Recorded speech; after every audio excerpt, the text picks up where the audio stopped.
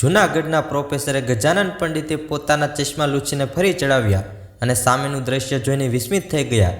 મોટરમાંથી ઉતરીને સામાન ડાક બંગલે મોકલાવીને તેમણે વિચાર કર્યો હતો કે હજી તરત કંઈ આરામની જરૂર નથી, તો થોડું કરીને પહાડનું સૌંદર્ય જોઈ લઉં.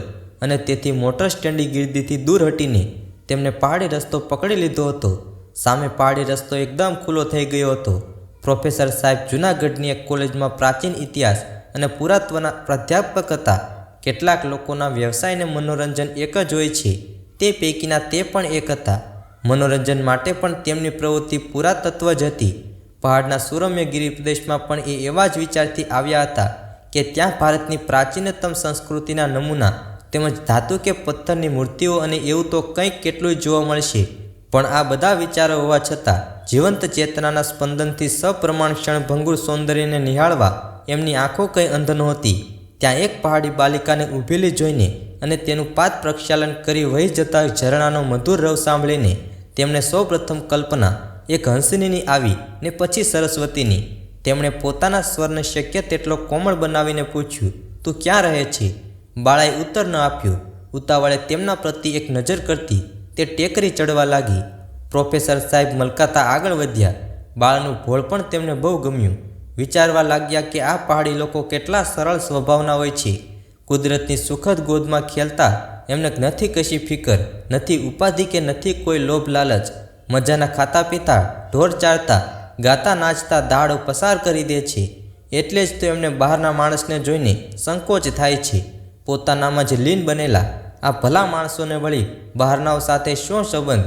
આગળ ચાલતા ચાલતા પ્રોફેસર વિચારવા લાગ્યા કે આવા ભલા માણસો ન હોત તો પ્રાચીન સંસ્કૃતિના જે અવશેષો બચવા પામ્યા છે તે પણ ન બચ્યા હોત.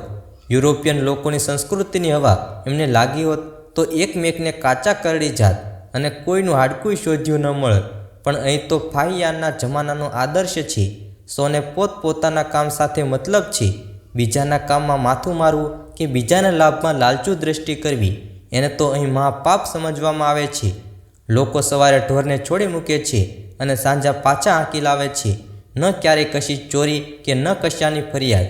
આ પાક લહેરાઈ રહ્યો છે પણ એકે ચોકીદાર ક્યાંય નહીં મળે. વાત શો માલ છે કે એકેય ડુંડું પણ કોઈ ચોરે.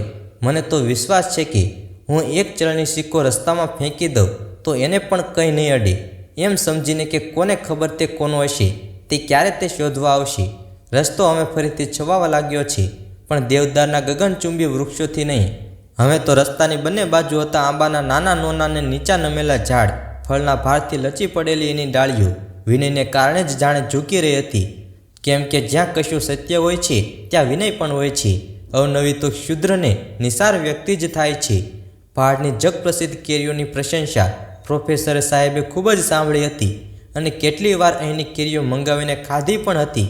પણ આજે આ રીતે ઝાડ પર લાગેલી અસંખ્ય કેરીઓને જોઈને તેમનું દિલ નાચી ઉઠ્યું. પણ એથી વધુ ખુશી તો એ વાતથી થઈ કે ગંધ, સ્વાદ અને રસના આ વિપુલ ભંડારનો કોઈ રખેવાળ પણ ક્યાંય દેખાતો ન હતો કે ન તો એના રક્ષણ માટે ક્યાંય વાડ બનાવી હતી. પહાડી સંસ્કૃતિ પ્રત્યેનો એમનો આદર ખૂબ જ વધી ગયો. કોઈ શહેરમાં આવો બગીચો આ રીતે રહી શકે ખરો? શહેરી પ્રજા ફળ પાકવાનો જ ત્યાં તો સમય ન આવવા દે. નિશાળમાં ભણતા છોકરાઓનું ટોળું તીડના ટોળાની જેમ તૂટી પડે અને બધુંય સાફ કરી નાખે. ખાય એના કરતાંય ક્યાંય વધુ તો બગાડે. શહેરમાં તો કોઈને બગીચો બનાવવાનો હોય તો અડધો ડઝન દંડાધારી રખેવાળાનો પ્રબંધ સૌ પ્રથમ કરવો પડે અને તેમ છતાંય જેલના જેવી ભૂંડી દિવાલ તો બાગની ચોતરફ કરવી જ પડે. આમ કરતાંય નિરાતે રહી ખાય તોય ઉપકાર. અને અહીં તો બાગની હદ સૂચવતી તારની વાડ સધા નથી. ઝાડોની ચોમેર ઊંચું ઊંચું આ ઘાસ ઉગ્યું છે. એને કોઈ બાગની હદ સૂચવતું નિશાન માનતું હોય તો ભલે. અહીં તો એકાએક પ્રોફેસર સાહેબની પાસે કશું જ પડવાનો અવાજ થયો. ચમકીને એમણે જોયું કે એમને આવતા જોઈને એક છોકરો ઝાડ પરથી કૂદ્યો હતો અને હવે ઝાડના થડની આડમાં લપાવવા પ્રયત્ન કરતો હતો. એના હાથમાં 2 કેરી હતી જેને તે પોતાના ફાટલા ભૂરા કોટમાં જેમ તેમ કરી છુપાવવા મથી રહ્યો હતો. એની લજ્જત આંખોને ગભરાયેલો ચહેરો ચોખ્ખું બતાવી રહ્યા હતા કે ચોરી કરી રહ્યો હતો. કોઈ બીજો પ્રસંગ હોત તો પ્રોફેસર સાહેબ જરા ગ્લાનિભરી નજર તેના તરફ કરતા અને આગળ ચાલતા થયા. પણ આજે તેમ ન કરી શક્યા. એમને લાગ્યું કે ફાહિયાના કાળની સદીઓ થઈ અક્ષણ રૂપે ટકી રહેલી સારી પ્રાચીન આર્ય સંસ્કૃતિને આ છોકરો છિન્ન ભિન્ન કરી રહ્યો હતો. તે એકદમ છોકરા પાસે પહોંચ્યા અને તેને ધમકાવ્યું. બદમાશ ચોરી કરે છે કે શરમ નથી આવતી બીજાની વસ્તુ ચોરતા? છોકરો ગભરાઈને ઊભો રહ્યો, કશુંય બોલી ન શક્યો. પ્રોફેસર સાહેબનો ક્રોધ વધુ ભભૂક્યો. તેમણે એક તમાચર છોકરાના મોં પર લગાવી દીધો અને કેરી છીનવીને ઘાસમાં ફેંકી દીધી. પછી તે છોકરાને ગરદનેથી પકડીને ધક્કો મારીને રસ્તાની એક કોર પર ખેંચી ગયા. ગધેડો મોટો, ચોરી કરે છે. તારા જેવાના કરતૂતથી તો બિચારા પહાડી લોકોની બદનામી થાય છે. બોલ, શું કામ ચોરી કરી? અહીં તો પૈસાની બે મળતી હશે. એક પૈસાની ખરીદી લીધી હોત તો નકામી દાનત શાને બગાડતો હશે? રસ્તા પર તેમણે છોકરાને છોડી દીધો. છોકરો ત્યાં જ ઊભો રહી ઘાસમાં જ્યાં તેની કેરી અદૃશ્ય થઈ ગઈ હતી. તે ભણી આંસુભરી આંખે જોઈ રહ્યો. પ્રોફેસર સાહેબ આગળ ચાલતા વિચારી રહ્યા હતા કે છોકરો પણ ઊભો જોઈ રહ્યો હશે કે ચોરી કરી તો ખરી, પણ છતાંય ફળ તો ન જ મળ્યા. બહુ સારું થયું. કેરી સડી જાય તે બહેતર છે. તો તે પણ ચોરને ન જ મળવા જોઈએ. સડે તો ભલે સડે, પણ ચોરને શો હક છે તેને ખાવા મળે? પ્રોફેસરે ગામ આવતા થોભ્યા. તેમણે અનુમાન કર્યું કે આ ગામ હોવું જોઈએ. તેમને યાદ આવ્યું કે અહીં એક જોવાલાયક મંદિર છે. ગામ લોકોને પૂછતા તેઓએ મંદિરે પહોંચી ગયા.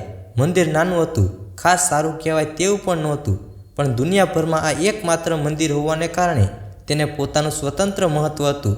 પ્રોફેસર સાહેબ લાંબા સમય સુધી એકી ટશે મંદિર જોઈ રહ્યા. કેટલીક વાર પછી ભાવ વિભોર સ્વરૂપમાં તેમણે પૂછ્યું, આજુબાજુ બીજું પણ કોઈ મંદિર છે ક્યાંક?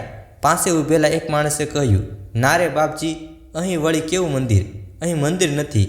અરે ભલા માણસ, અહીં તો સેંકડો મંદિર હોવા જોઈએ. અહીં તો બાપજી લોકો અહીં મંદિર જોવા નથી આવતા. ક્યારેક કોઈ આવી ચડે તો આ મંદિર જોઈને ચાલતા થઈ જાય છે. બસ આ સિવાય તો અમને બીજી ખબર નથી.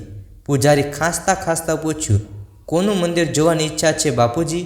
ગમે તે હોય ને, હું તો આજુબાજુના બધા જ મંદિરને મૂર્તિઓ જોવા માંગુ છું. જરા વિચાર કરીને પૂજારીએ કહ્યું, બીજું તો કોઈ મંદિર નથી, પણ હા, પેલી ટેકરી ઉપર જંગલમાં એક દેવીનું સ્થાનક છે ખરું. પહેલાં ત્યાં કોઈ કાળે એક કિલ્લો પણ હતો અને એમાં દેવીની પૂજા થતી, પણ હવે તો માત્ર ખંડેર જ છે ત્યાં. હવે તો ત્યાં કોઈ જતું પણ નથી. ત્યાં તો અમે ભૂતોનો વાસ છે. પ્રોફેસર મલક્યા, કેવા ભૂત? કહે છે કે જૂના રાજાઓના ભૂતો રહે છે ત્યાં. એ રાજાઓ ભારે પ્રતાપી હતા. અરે, એવા ભૂતો સાથે તો મારે ભાઈબંધી છે, કહેતા પ્રોફેસરે રસ્તો પૂછી ચીંધેલ રસ્તે ટેકરી ચડવા લાગ્યા. જંગલનું રૂપ હવે બદલાવા લાગ્યું હતું. મોટા ઝાડ પૂરા થઈ ગયા હતા. હવે તો નાના ઝાડને ઝાંખરા જ દેખાવા લાગ્યા હતા. પછી તો એ ઝાંખરા પણ ઓછા થઈ ગયા. ઘાસને ઠેકાણે હવે પથરાળી જમીન હતી, જેમાં ક્યાંય કેળીની કશી નિશાની નહોતી. ક્યાંક પથ્થરને માટીના સ્તૂપની પાછળ પ્રોફેસરે જોયું કે એક ખાડામાં કાદવ ભર્યો હતો અને એ કાદવની ભીનાશથી પોષણ પામતા બે વૃક્ષ હતા, જેમની છાયામાં પથ્થરનું એક નાનું એવું મંદિર હતું. મંદિરના બારણા બંધ હતા. પ્રોફેસરે સાંકળની કડીમાં ભરાવેલો ખીલો કાઢ્યો. ત્યાં તો બારણા ઉઘડવાને બદલે આગળ જ ઢળી પડ્યા. એના મિજાગરા તૂટી ગયા હતા. તેમણે કમાટ ઉચકીને એક બાજુ મૂક્યા. થોડી વાર સુધી તે જરા દૂર ઊભા રહ્યા, જેથી બંધિયારને દુર્ગંધભરી હવા અંદર હોય તો નીકળી જાય. જરા રહીને તેમણે અંદર ડોક્યું કર્યું. મંદિરની દિશા ખૂબ શોચનીય હતી. કોને ખબર ક્યારનો બલિ પશુઓના શિંગડા ત્યાં પડ્યા હતા. સુકાઈને તેમનો રંગ પણ ધૂળિયો થઈ ગયો હતો. ફરસના પથ્થરોની ફાટમાંથી નાના છોડ ઉગી નીકળ્યા હતા. એ શિંગડાઓના ઢગલાના ભારથી દેવીની કાળા પથ્થરની મૂર્તિ એક બાજુ ગબડી ગઈ હતી. એની પાસે પડેલી ગણેશની પિત્તળની મૂર્તિ કટાઈને બગડી ગઈ હતી. માત્ર બીજી બાજુ શ્વેત પથ્થરનું શિવલિંગ હજી એવું જ સાફ, સુવાળુને શિસ્તબદ્ધ સિપાહીની જેમ સ્થિર હતું. કેટલીક ક્ષણો સુધી પ્રોફેસર ઉંબરા પર ઊભા આ દ્રશ્ય જોઈ રહ્યા. પછી કાંડા પર લટકાવેલો ઓવરકોટ નીચે મૂક્યો. એકવાર ચારે તરફ નજર કરતા સ્થળ તદ્દન નિર્જન લાગ્યું. તો પણ જોડા કાઢવાનું તેમણે ઉચિત માન્યું અને પછી અંદર જઈને મૂર્તિ હાથમાં લઈને જોવા લાગ્યા. મૂર્તિ બહુ સરસ હતી. ઓછામાં ઓછા 500 વર્ષ પુરાણી તો હશે. ઓટલા લાંબા કાળની તેના પર કશી અસર થઈ ન હતી, અને થઈ હતી તો પણ એવી કે એણે પથ્થરને વધુ સુંવાળો બનાવી મૂર્તિને વધુ સુંદર બનાવી હતી. મૂર્તિને ક્યાંય વેચી હોય તો 3-4 હજારથી ઓછા તો ન જ ઉપજે. કોઈ સાચા માણસ પાસે હોય તો 10,000 પણ આથી વધુ કિંમત ન ગણાત. ને અહીં એ આવી ઉપેક્ષિત સ્થિતિમાં સડે છે. કેટલા સમયથી અહીં કોઈ આવ્યું પણ હશે કે કેમ, તે પણ કોણ જાણે છે. પ્રોફેસરે મૂર્તિને એના સ્થાન પર મૂકીને સીધી રાખી અને પછી ઉંબરા પાસે આવીને એનું સૌંદર્ય જોવા લાગ્યા. 500 વર્ષથી આ અહીં જ પડી જ રહી હશે. કોણ કહી શકે છે આને કેટલી પૂજા ચડી હશે અને કેટલા બલિના તાજા ગરમ રક્તથી અભિષિક્ત થઈ એણે પોતાના દેવી સૌંદર્યમાં વૃદ્ધિ કરી હશે અને હવે કેટલા વર્ષોથી આવા સરકતા કીડાઓની લાંબી મૂછોની ગ્લાનિકર ગલી પછી સહન કરી રહી હશે. અરે દેવત્વની કેટલી ઘોર ઉપેક્ષા! માનવ તો નશ્વર છે, એ મરી જાય અને એના હાડકા પર કીડા ફરે એ તો સમજમાં પણ ઉતરે છે, પણ દેવ પથ્થર અલબત્ત જળ છે, એનું કશું મહત્ત્વ નથી. પણ આ મૂર્તિ તો દેવની છે ને, અને દેવત્વ તો ચિરંતનતાની નિશાની છે તો એક ભાવના, પણ આદરણીય ભાવના છે. આ મૂર્તિ શું અહીં સળિયા કરે તો ઠીક છે, જેમની પાસે શ્રદ્ધાપૂર્ણ હૃદય નથી, પૂજા કરનારા હાથ નથી, દર્શન કરનારી આંખો નથી અને સ્પર્શની અનુભૂતિ કરવા ત્વચા પણ નથી, અને છે તો કેવળ અહીં તહીં ઘૂમતી ગંદી મૂછો, એવા કીડાઓની વચ્ચે પડી રહેવા આ મૂર્તિ સર્જાયેલી છે. ક્યાંક કોઈ સારે ઠેકાણે આ મૂર્તિ હોત તો કોણ જાણે કેમ પ્રોફેસરે એકાએક મંદિરની ચારે બાજુ ઘૂમીને જોઈ લીધું. પછી આસપાસ તો સંપૂર્ણ નિર્જનતા છે અને જોઈને રાહત અનુભવી અને વળી ઊભા હતા ત્યાં આવીને ઊભા. આમ તો ગણેશની મૂર્તિ પણ ખરાબ નથી, પણ એ એટલી પુરાણી નથી કે નથી એનું નિર્માણ પણ સુંદર શૈલીનું. જે સૌંદર્ય પથ્થરની મૂર્તિમાં આવી શકે તે પિત્તળની મૂર્તિમાં કદી ન આવી શકે. દેવીની મૂર્તિ જોતાં જોતાં પ્રોફેસરનું હૃદય જોરથી ધડકી રહ્યું. તે હતી પણ એટલી સુંદર ને! આગળ વધીને એ એમને ઉઠાવવા ગયા, પણ વળી તેમણે બહાર નજર કરી લીધી. ત્યાં તો કોઈ પણ ન હતું અને ઉજ્જળ મંદિર પાસે આવતું પણ કોણ હશે? કોને પડી હતી નિર્જલ જંગલને પોતાની દીપ્તિથી ઝળહળ કરી મૂકતી એ દેવી પ્રત્યે દયા અને સહાનુભૂતિથી ગદગદ થતા પ્રોફેસરે ફરી અંદર પેઠા હળવે રહીને મૂર્તિ ઉઠાવી અને પોતાના ધડકતા દિલને શાંત કરાવવાની મથામણ કરતા એકી ટશે એ એને નિહાળી રહ્યા. આ હૃદય આટલું ધડકે છે શાનું? પ્રોફેસરને લાગ્યું કે જાણે એ ડરી રહ્યા છે. આ વિચારે તેમણે પોતાના પર હસવું પણ આવ્યું. મને કોનો ડર લાગે? પ્રેતોનો? તો શું હું પણ અહીંના નિવાસીઓનો જેમ વહેમી છું કે ભૂતમાં માનતો હો? એમને વળી મૂર્તિ નીચે મૂકી દીધી અને પાછા ફરીને જોયું. એકાએક એમને લાગ્યું કે અખંડ નીરવતામાં કોઈ છાયા જેવો આકાર એમની પાછળ ભાગીને ક્યાંક છુપાઈ ગયો ભૂત. એક દબાવેલા સ્મિત સાથે તે બહાર નીકળી ગયા. આ ઘોર નિર્જન સ્થાને શહેરના ઘોઘાટથી ઉત્તેજિત જ્ઞાનતંતુઓને વધારે ઉત્તેજિત કરી દીધા લાગે છે. એવા નિર્ણય પર આવીને તે વળી મંદિર ભણી જોવા લાગ્યા. દિવસ સમય નમવા લાગ્યો હતો. મંદિરની લાંબી થતી જતી છાયા જોઈને પ્રોફેસરને લાગ્યું કે દૂર હટવા છતાં તે મંદિરની અળગી થવા નથી માંગતી. એને વળગી રહેવા માંગે છે, એનું રક્ષણ કરવા ચાહે છે, જાણે એ મંદિરને મંદિરની મૂર્તિઓએ છાયાની ગોદમાંના ભૂલકા હોય. પ્રોફેસરનું મન ચક્રાવે ચડ્યું. મિસરના પિરામિડો પણ એક કાળે આટલા જ ઉપેક્ષિત હતા. આ મંદિર આકારમાં બહુ નાનું છે. પેલા પિરામિડો રાક્ષસી કદના છે, પણ ઉપેક્ષા તો બંનેની સમક્ષ જ હતી. અહીં જેમ આ મૂર્તિ છે તેમ તેમાં પણ કોણ જાણે કેટલાય ખજાનાઓ આમ જ રળઝળતા હશે. એમના વિશે પણ અજ્ઞાને ભૂતોની એ પ્રેતોની કેવી વાતો ફેલાવી હતી. પ્રોફેસર ફરી અંદર ગયા, મૂર્તિ ઉઠાવી અને વળી નીચે મૂકી દીધી. નીચે મૂકીને બહાર નીકળી ગયો. ફરી એક વખત તેમણે ચારે બાજુ જોયું, ત્યાં કોઈ જ ન હતું. સૂર્ય પણ એક નાના વાદળની ઓથમાં છુપાઈ ગયો હતો. એકદમ એમને પોતાની ગભરામણનું કારણ સમજાયું. થોડી ઠંડી લાગે એમ માનીને તેમણે ઝટ ઓવરકોટ પહેરી લીધો અને ફરી અંદર પેઠા. મૂર્તિને લાયક સ્થાન તો આ હરગીજ ન કહેવાય. મંદિર તો છે, પણ જ્યાં પૂજા ન થતી હોય એ વળી મંદિર કેવું? અને ગામવાળા એની પરવા જ ક્યાં કરે છે?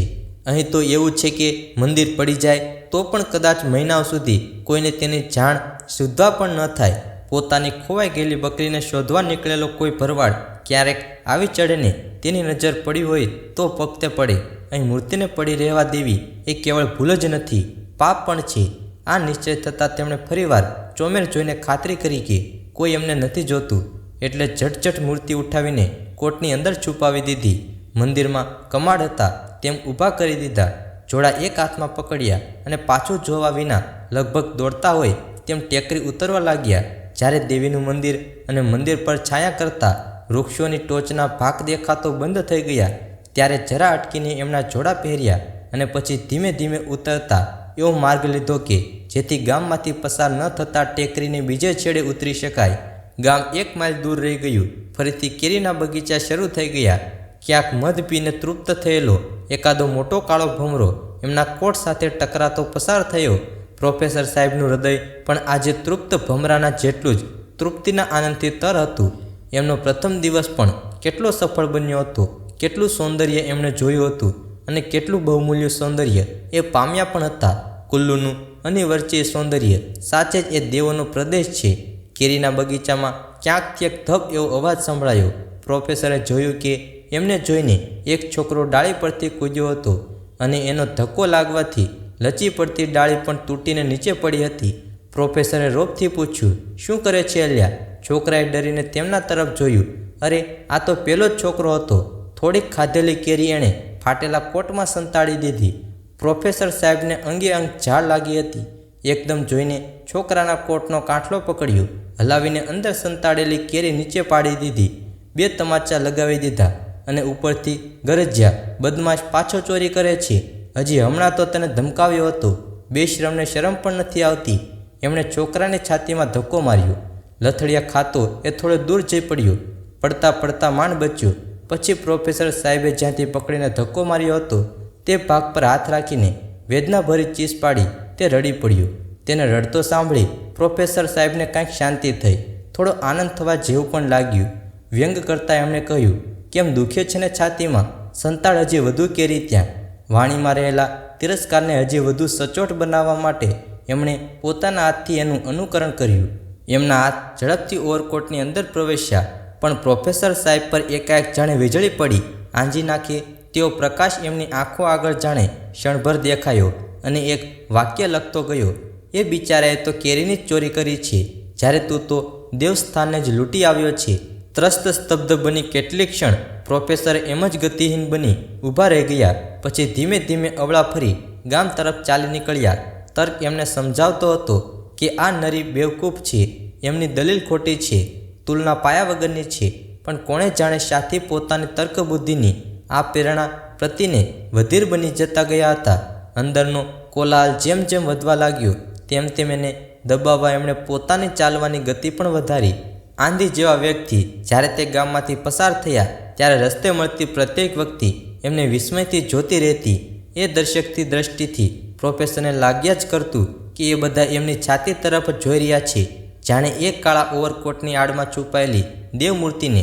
અને એની પણ પાછળ પ્રોફેસરના દિલમાં વસેલા પાપને એ સારી રીતે જાણી ગયો હોય. અંધારું થતાં સુધીમાં તો મંદિરે પાછા પહોંચી ગયા. કમાડ એક બાજુ પટકીને તેમણે મૂર્તિને તેણે મૂળ સ્થાને મૂકી પાછા ફરીને ચાલવા લાગ્યા.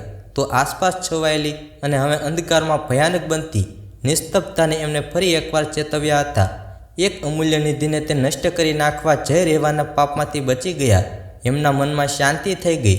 એમને હવે લાગવા માંડ્યું કે દુનિયામાં બધું બરાબર છે, દુનિયા ઘણી સારી છે. તો મિત્રો, તમને અમારો વિડીયો પસંદ આવ્યો હોય તો વિડીયોને લાઇક કરો, શેર કરો અને ચેનલને ખાસ સબસ્ક્રાઈબ કરવાનું ભૂલશો નહીં મિત્રો. ધન્યવાદ.